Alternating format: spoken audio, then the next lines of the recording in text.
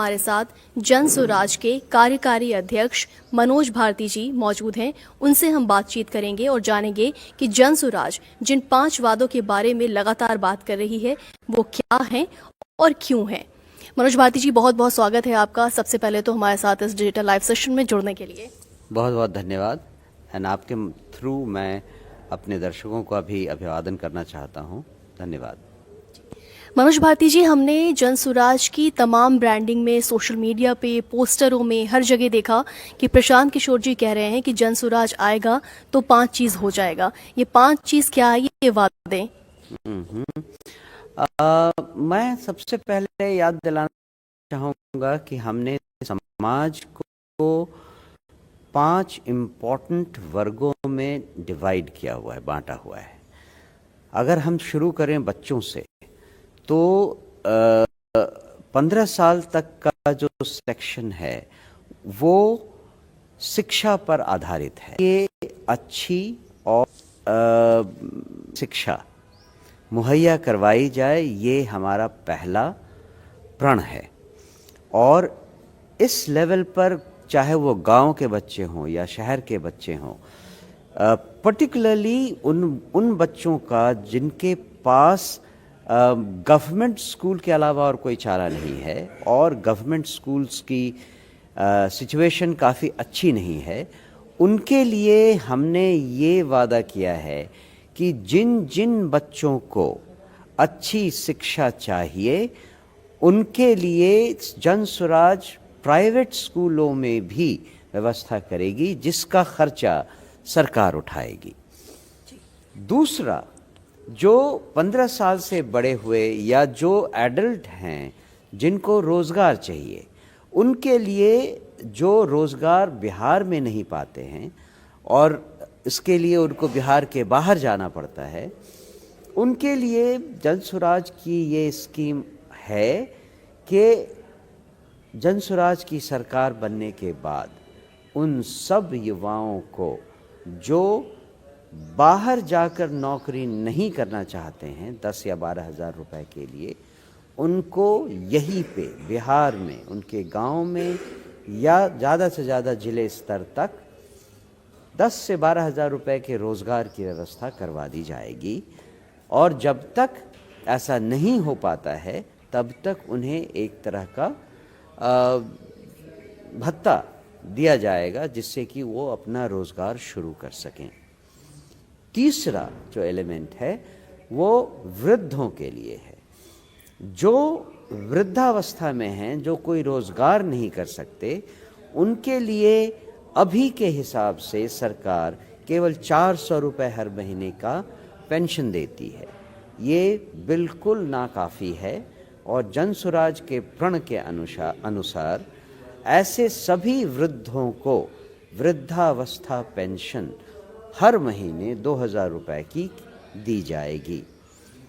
मुझे खुशी है इस बात को कहते हुए कि जन स्वराज ने जब से इस बात को कहा है, तब से बाकी दलों ने भी अपने अपने प्रोग्राम में इसको किसी न किसी रूप में शामिल करना शुरू कर दिया है।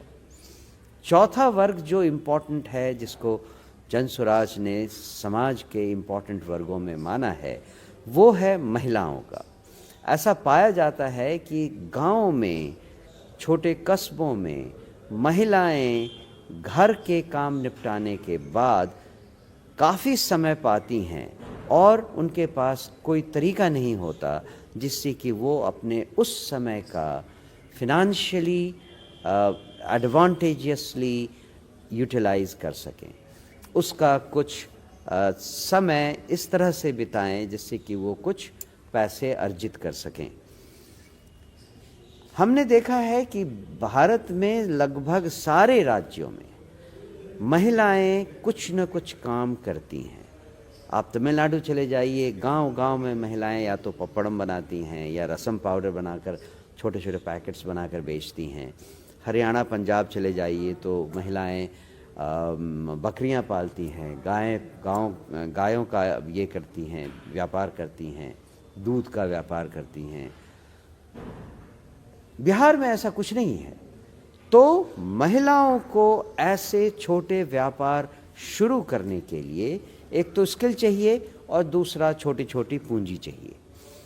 उन महिलाओं को जो अपना रोज़गार शुरू करना चाहती हैं, उनको अगर अभी बैंकों से लोन लेना पड़े तो उनको सालाना 24% पर पर कर्जा दिया जाता है। 24% ब्याज पर कर्जा दिया जाता है। जन सुराज ये वादा करती है कि हमारी सरकार बनने पर महिलाओं को अपना रोजगार शुरू करने के लिए सालाना 4% ब्याज पर ये कर्जा दिया जाएगा। You can imagine what kind of difference it will make from 24% annual to just 4% annual is almost like less than 50 paisa per month of interest. I am sure this will help rural women a lot in starting their own business. और अंतिम वर्ग है किसानों का। ऐसे किसान जो cash crop यानी नगदी फसल उपजाते हैं, उनको मजदूरों की सहायता जन स्वराज की सरकार करवाएगी। नगदी फसल उपजाने वाले सारे किसान जिनको मजदूरों की ज़रूरत है, उनको निःशुल्क मुफ्त मजदूर मुहैया करवाए जाएंगे जन स्वराज की सरकार के द्वारा। तो आप देख सकते हैं कि 5 विभिन्न वर्गों में हमारी अलग अलग पॉलिसी हैं और इसकी खासियत ये है कि हमें बिहार के विभिन्न जिलों के लिए अलग अलग पॉलिसी बनाने की ज़रूरत नहीं है। जहाँ रोज़गार की ज़्यादा समस्या है वहाँ रोज़गार में ज़्यादा फंड्स दिए जाएंगे, जहाँ शिक्षा की ज़्यादा समस्या है वहाँ शिक्षा में ज़्यादा फंड्स दिए जाएंगे। तो ये सारे के सारे चूँकि समाज के विभिन्न वर्गों से लिए हुए हैं, इसीलिए हम अपने प्लान को डिस्ट्रिक्ट वाइज या पंचायत वाइज इनको ट्वीक कर सकते हैं। मनोज भारती जी, आपने कहा जो 5 वादे हैं उनमें से एक युवाओं के लिए रोजगार का भी वादा है। तो युवाओं के पलायन की जो समस्या है वो बिहार में बहुत सारी समस्याओं में से एक बहुत बड़ी समस्या है जिससे सभी वर्ग प्रभावित है। जिससे आप पुरुष वर्ग की बात करें या फिर महिलाओं की बात करें, महिला वर्ग भी इससे बहुत ज़्यादा प्रभावित है। तो उस रोज़गार को ठीक करने के लिए, जो आप रोज़गार की बात कर रहे थे कि यहीं पर रोज़गार दिया जाएगा, उस पलायन को रोकने के लिए जन स्वराज कैसे उसको नियंत्रित करेगी? क्योंकि ये बहुत बड़ी तादाद, बहुत बड़ी संख्या में है। बहुत सारे प्लान्स हैं जिनको हम रोजगार उत्पन्न करने के लिए शुरू कर सकते हैं, चाहे वो रूरल हाउसिंग का हो या रूरल इंफ्रास्ट्रक्चर डेवलपमेंट का हो, या जैसे पुराने भारत में होता था, हर गांव में जगह जगह अच्छी क्वालिटी के वाटर स्टोरेज टैंक्स हुआ करते थे। इन सब में काम हुआ, स्पेशली टैंक क्रिएशन में लेकिन कहीं ना कहीं वो बीच में ही या तो रोक दिया गया या इनएफिशिएंटली बनाया गया।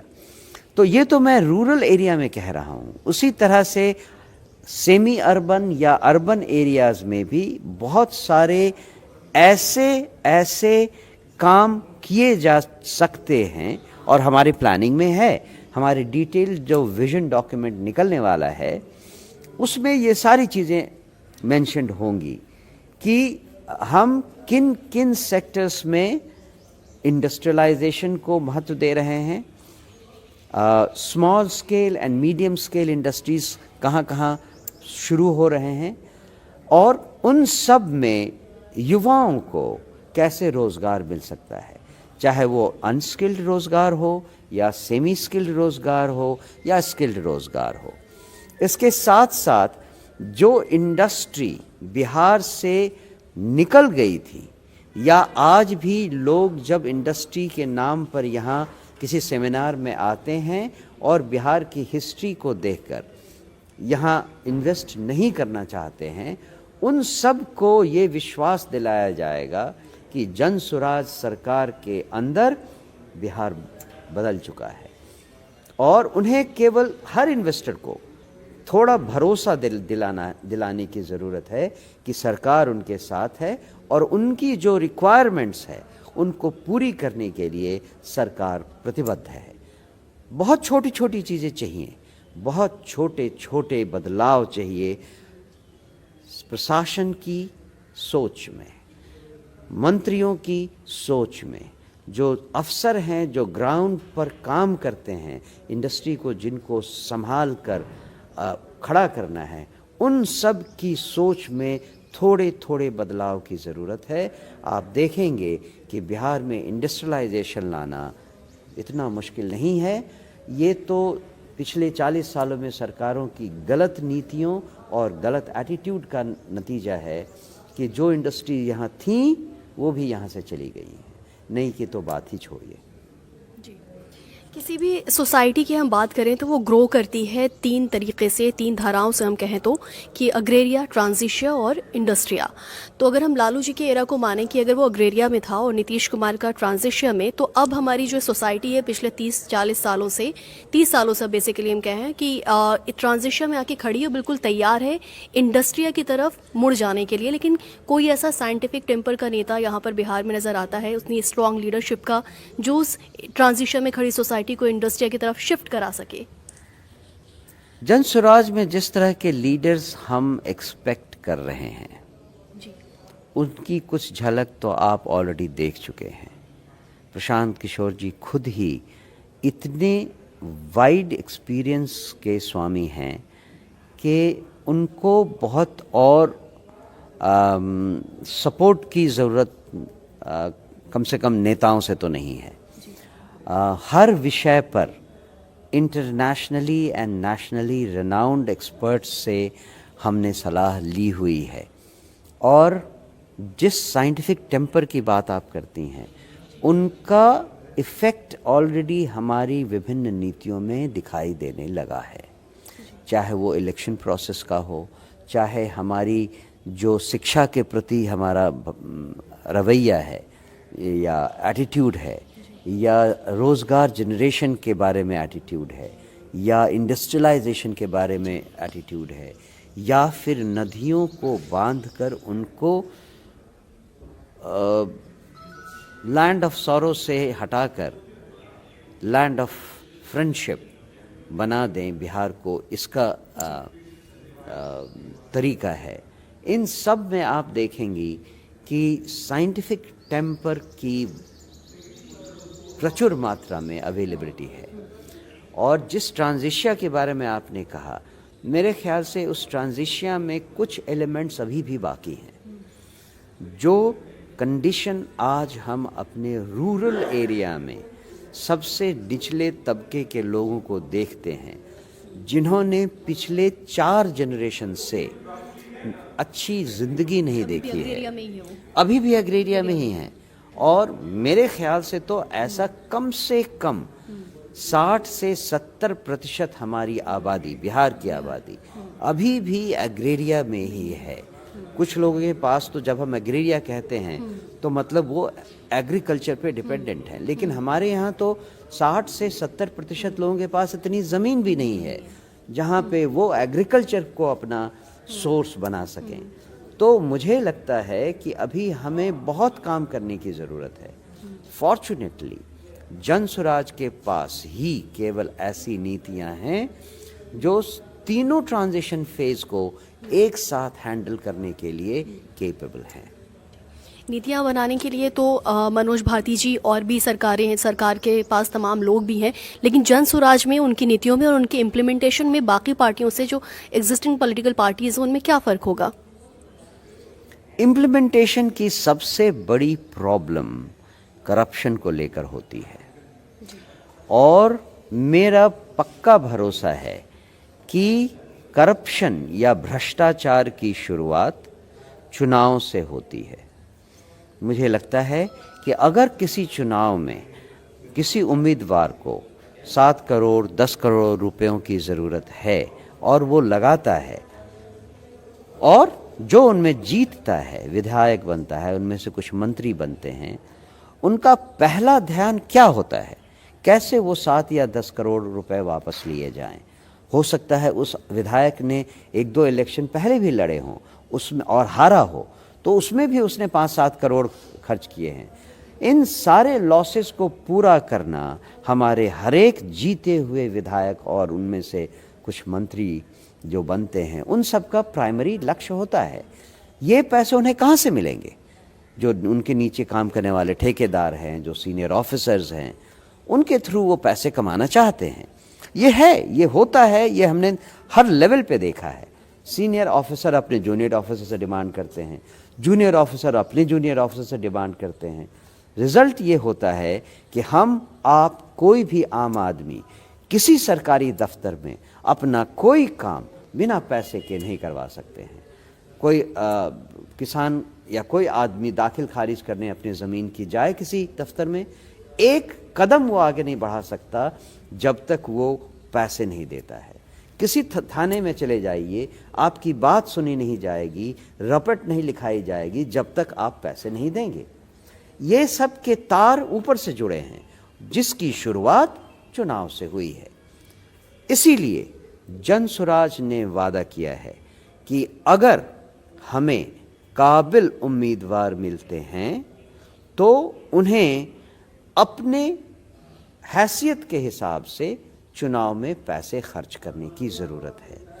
उसके अलावा जो भी पैसों की ज़रूरत है वो जनसुराज पार्टी उनको चुनाव लड़ाने में मदद करेगी। आशा यही है कि जब हमारे उम्मीदवार चुनकर विधायक बने या उनमें से कुछ मंत्री बने हमारी सरकार में, तो उनके मन में, उनके दिमाग में पहली बात ये नहीं हो कि हमें पैसे कलेक्ट करने हैं, हमें जो हमें लॉस हुआ है उन पैसों को वापस लाना है। हमारी आशा है कि हमारे उम्मीदवार भ्रष्ट नहीं होंगे, हमारे विधायक दिमाग से भ्रष्ट नहीं होंगे। अगर हमारे लीडरशिप में ऐसा भ्रष्टाचार नहीं हुआ तो आगे आने वाले समय में जो उनके नीचे अधिकारीगण काम करते हैं वो कंट्रोल में रहेंगे और उनसे कंट्रोल में रखने की पूरी छूट विधायकों और मंत्रियों को होगी। आशा यही है कि बहुत जल्दी इसका डाउनवर्ड इफेक्ट परकुलेट करेगा और within the first year of Jan Suraaj governance you will find that corruption will come down drastically from the society governance in Bihar.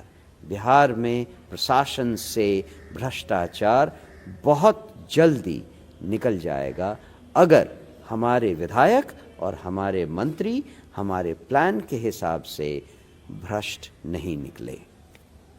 एक सवाल जो सोशल मीडिया पे बार बार पूछा जाता है और सत्याग्रह आश्रम, बिहार सत्याग्रह आश्रम में भी मैंने ग्राउंड पर कई बार फेस किया कि वहाँ पर जो लोग आते हैं प्रशिक्षण के लिए या फिर ऐसे बाहर से भी जो आते हैं, सो उनका ये कहना है कि जनसुराज में काफ़ी प्रबुद्ध लोगों का कहते हैं कि वहाँ पे जमावड़ा लगता है या फिर रणनीतियाँ बनाई जाती हैं, लोग आकर बातचीत करते हैं। तो उनका ये सवाल ये है कि इतने सारे लोग, क्योंकि कहा यह जाता है कि बहुत सारे अगर विद्वान या प्रबुद्धों को आप एक साथ जोड़ेंगे तो उनको एक साथ डाइल्यूट करके एडजस्ट करना मुश्किल होता है। तो वो कैसे हो रहा है? इतने आप खुद देखें, आप उसका एग्जाम्पल हैं, और भी बहुत सारे जितने भी लोग जुड़ रहे हैं जनसुराज के साथ में, काफ़ी इंटेलेक्चुअल्स हैं, उनको कैसे एक साथ? नहीं, मैं समझ सकता हूँ जो ऐसी धारणा रखते हैं या ऐसी सोच रखते हैं, उनकी बात, उनकी समझ मैं समझ सकता हूँ।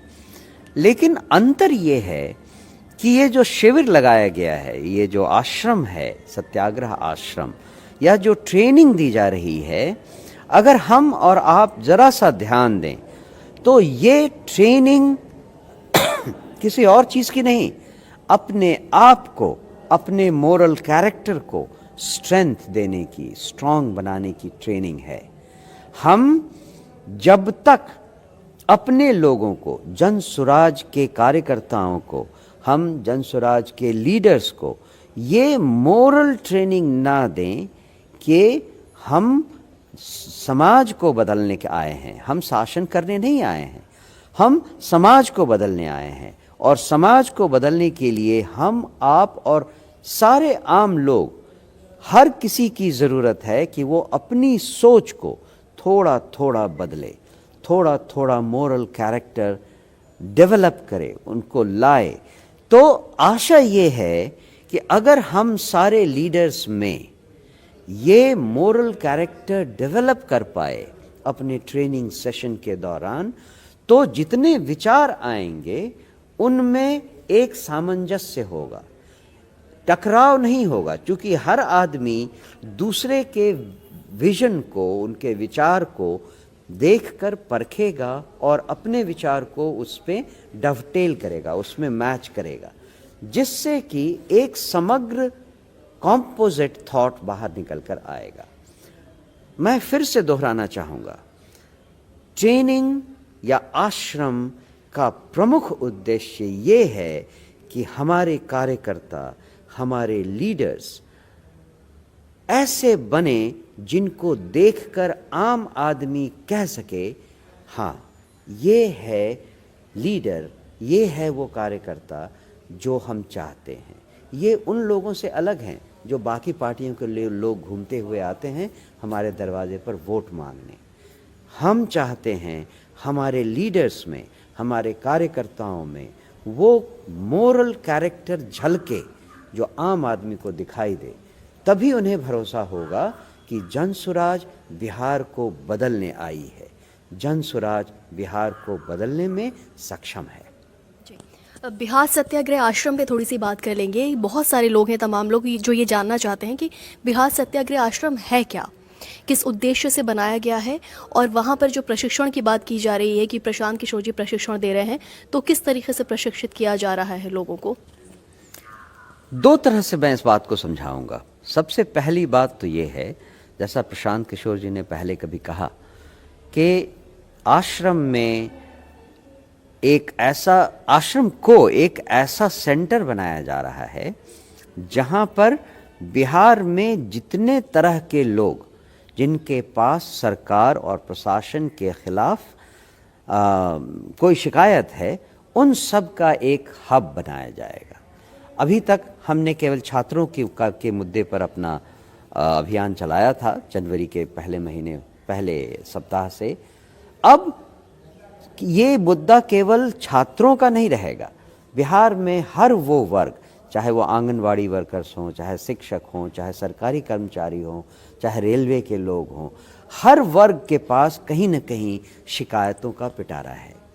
उन सब को एक प्लेटफॉर्म देने की एक ये सेंट्रल जगह बनेगी।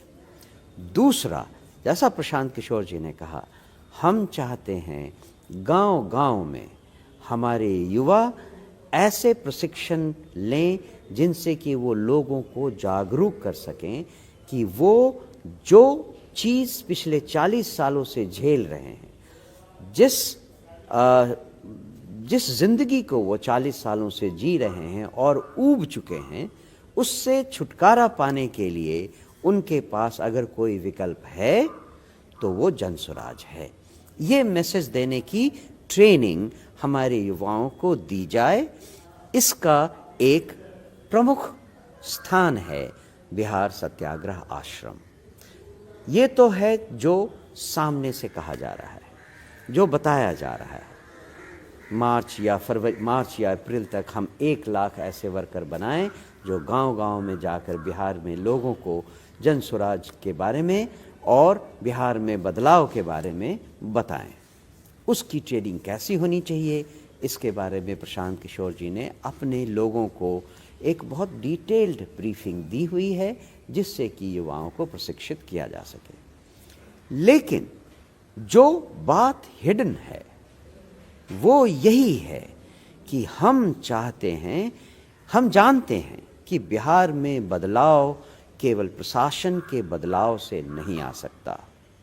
हम अगर बिहार में सही बदलाव लाना चाहते हैं तो समाज के हर स्तर पे लोगों में, लीडर्स में, वर्कर्स में, शासकों में डिसिप्लिन आने की ज़रूरत है। एक सोच का बदलाव ज़रूरी है। तो हम चाहते हैं कि इन कार्यक्रमों से धीरे धीरे लोग समझने लगें कि अगर हमें बिहार को बदलना है तो जब तक हम खुद नहीं बदलेंगे तब तक हम दूसरों को कैसे बदल सकते हैं।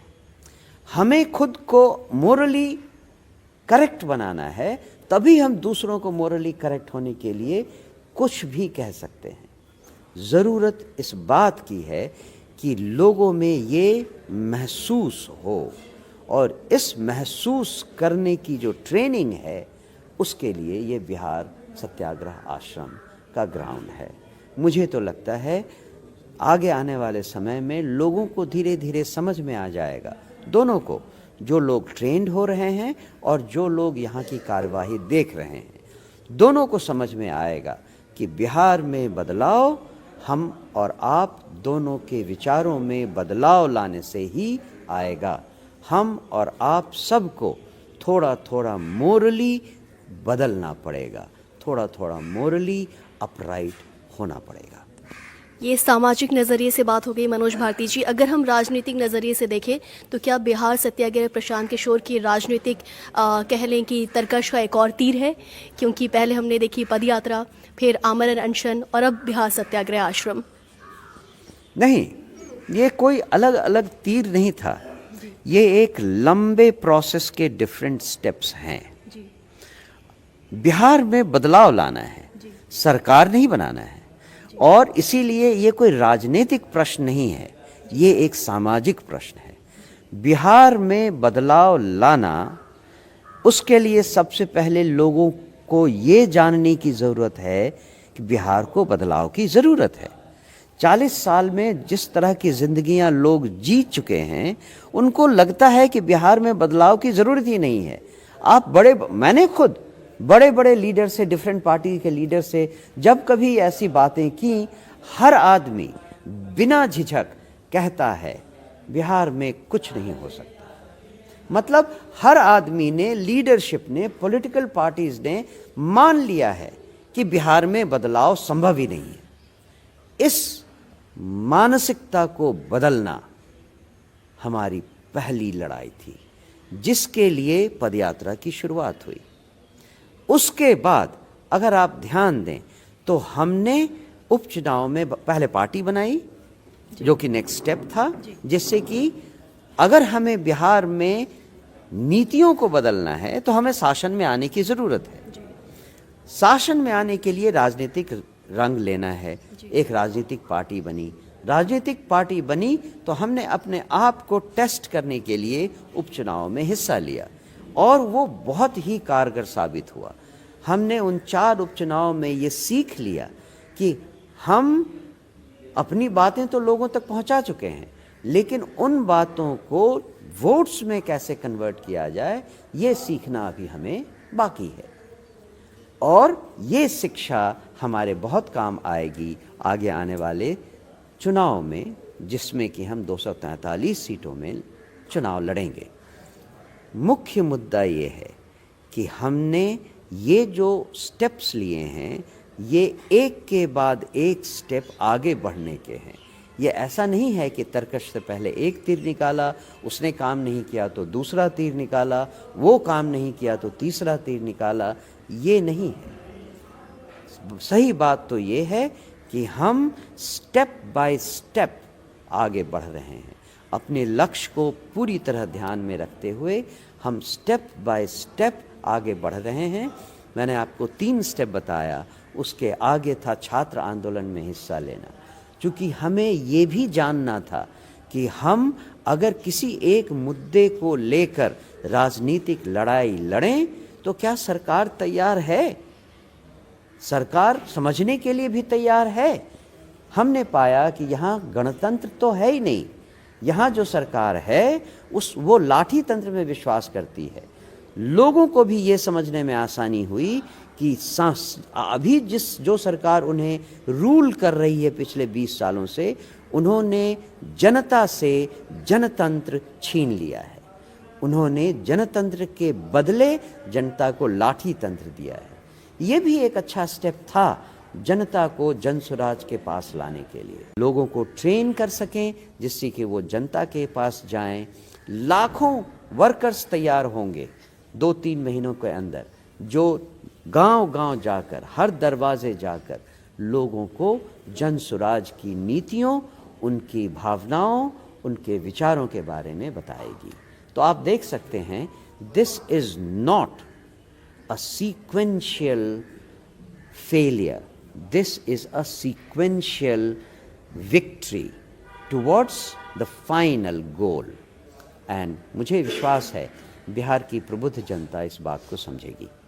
जी, प्रशांत किशोर जी शुरू से कहते हुए दिखते आए हैं कि जब वोट करने जाएं तो अपने बच्चों का चेहरा देखकर वोट करें, वोट अपने बच्चों का भविष्य देखकर वोट करें। इसके क्या मायने हैं?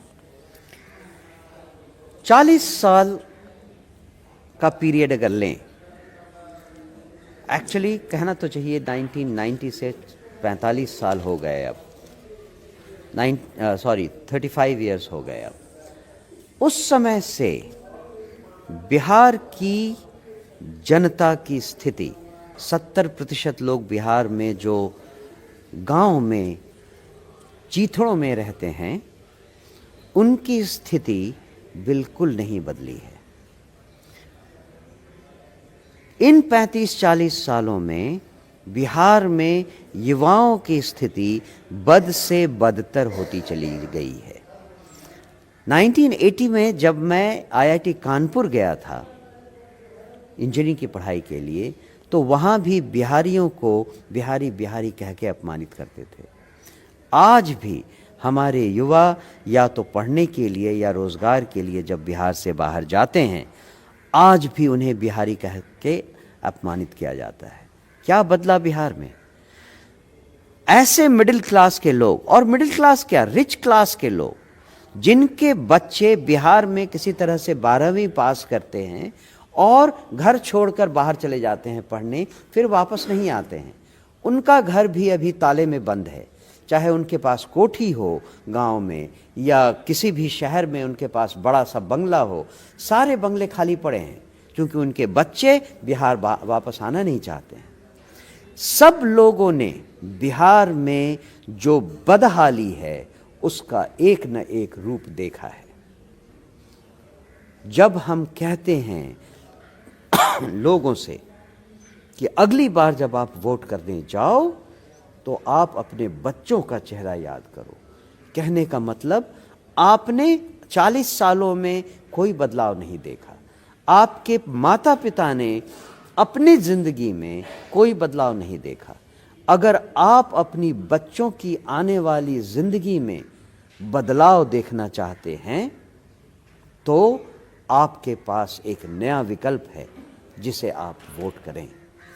इसीलिए कहा जाता है जिस समय आप वोट डालने की मशीन के सामने खड़े हों और वोट दबाने वाले हों, वोट देने वाले हों, बटन दबाने वाले हों, तो सबसे पहले ये याद रखें कि आगे आने वाले समय में क्या आप अपने बच्चे को वही भविष्य देना चाहते हैं जो आपका आज का वर्तमान है या आपके माता पिता का भूतकाल है, उनकी ज़िंदगी का हिस्सा है।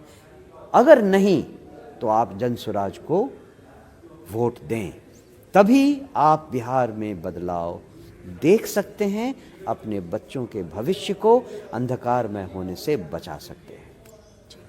एज अ पॉलिटिकल पार्टी आप जन स्वराज की ग्रोथ को किस तरीके से देखते हैं? क्योंकि रजिस्टर्ड पार्टी आप कई स्टेट में देखेंगे कि कई सारी होती हैं, लेकिन पिछले 2 साल में जिस तेज़ी के साथ में जन स्वराज ने बिहार की राजनीति में अपनी जगह बना ली है, पार्टी बनने से पहले 1 करोड़ लोग इसके सदस्य बन गए, पार्टी बनने से पहले एक MLC बन गए, बिना लड़े ही प्रशांत किशोर ने जीत दिलाई, और इस तरीके से बहुत दमखम के साथ उन्होंने बिहार की राजनीति में हम देख रहे हैं कि तेज़ी से अपनी पैठ और अपनी जगह बनानी शुरू कर दी है। इसी ग्रोथ को आप कैसे देखते हैं और इसका असर 2025 में कैसे देखते हैं? जन स्वराज की राजनीति, जैसा शब्द कहता है, जनता की राजनीति है, जन स्वराज। तो हम राजनीति इसलिए नहीं करते हैं कि हमें X नंबर ऑफ विधायक चाहिए जो कि किंग मेकर्स बन सकें। हम ऐसे राजनीति नहीं करते हैं। इसीलिए हमने बार बार कहा है कि हम या तो इस पार या उस पार, या हम सरकार बनाएंगे या फिर राजनीति में कहीं नहीं रहेंगे। किसी दूसरी पार्टी से गठबंधन ना तो इलेक्शन के पहले करेंगे ना इलेक्शन के बाद करेंगे, चूंकि हमारा मुख्य उद्देश्य शासन में आना नहीं है। और इसीलिए हम कह रहे हैं कि हमारी राजनीति जनता की राजनीति है। हमारा राजनीतिक पथ जनता के द्वार से गुजरता है। हमारी राजनीतिक सोच जनता की सोच से गाइडेड होती है और उनसे ही आगे बढ़ती है। अगर हम आगे राजनीति करेंगे तो हमारे साथ जनता होगी। इसी की सारी जद्दोजहद है, इसी की सारी लड़ाई है, इसी के लिए वो आश्रम है, इसी के लिए पार्टी है, इसी के लिए हमारे एमएलसी और बाकी प्रबुद्ध लोग हैं।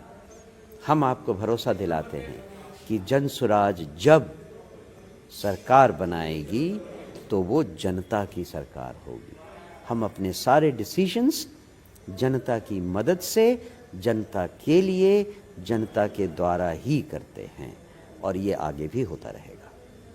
जी, अब हम ये जानना चाहें कि बिहार के लिए एक आइडियल बजट क्या होना चाहिए जनसुराज के नज़रिए से, आपके नज़रिए से? आपने सबसे पहला सवाल पूछा था जी, जनसुराज के 5 प्रमुख सूत्र क्या हैं। मैं उस पर वापस आऊँगा और कहूँगा कि अगर बिहार में जनसुराज की सरकार बनी तो हमारा बजट हमारे उन सूत्रों से गाइडेड होगा। शिक्षा के लिए जो अनुदान चाहिए जिससे कि हर बच्चा अच्छी शिक्षा पाना शुरू करे, अगर सरकारी स्कूल अवेलेबल नहीं है तो पब्लिक स्कूल में पढ़ें जिनके लिए पैसों की ज़रूरत है, तो शिक्षा पर सबसे ज़्यादा ध्यान दिया जाएगा और बजट का वो प्रमुख मुद्दा रहेगा। शिक्षा को ही अगर आगे लें तो शिक्षकों की सिचुएशन, जो विद्यालय बनेंगे उनके इंफ्रास्ट्रक्चर की सिचुएशन, नई नीतियों से जो पढ़ाई होगी उस पढ़ाई के लिए जो बजट की रिक्वायरमेंट है, उन सब पर कोई कोताही नहीं की जाएगी। दूसरा, रोजगार जनरेशन।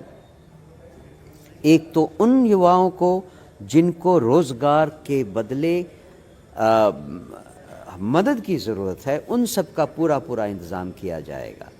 दूसरा, रोज़गार जनरेशन के लिए जो मुख्य मुद्दे हैं, चाहे रूरल एरिया में हो, सेमी अर्बन एरिया में हो या फिर अर्बन एरिया में हो, उन सब के लिए रोज़गार जनरेशन के लिए जो बजट चाहिए वो हमारा सेकेंड इम्पॉर्टेंट बजटरी प्रोविज़न होगा।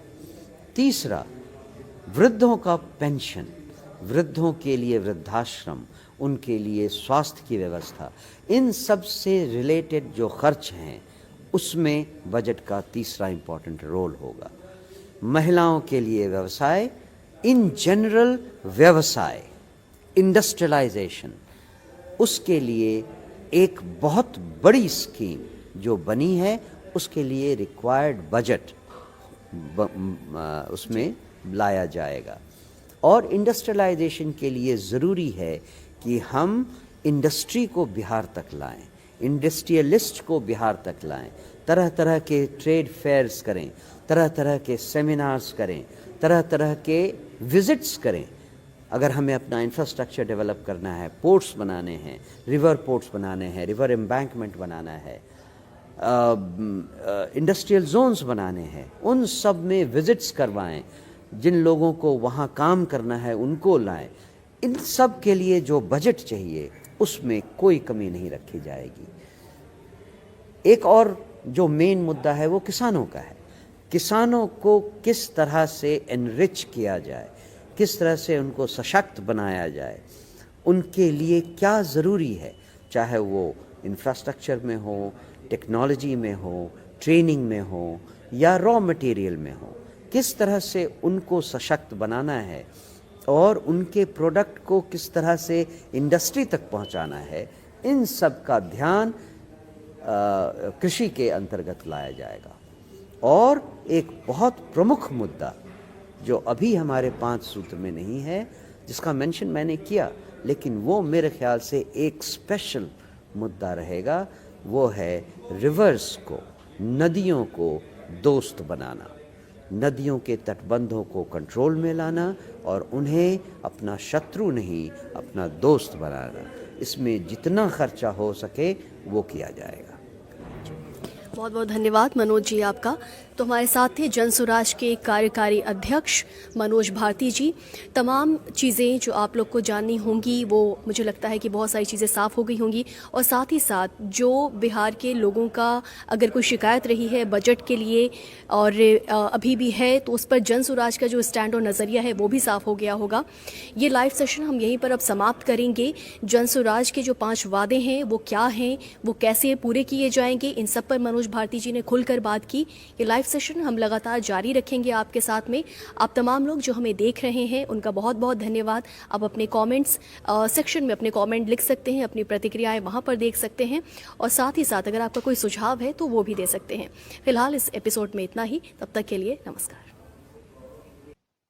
नमस्ते साथियों, thanks for watching my video. आप लोग अपना प्यार बनाए रखिए और ज़्यादा से ज़्यादा वीडियो को family, friends and old age people के साथ शेयर करें, और लास्ट में एक कमेंट करना ना भूलें। जय हिंद।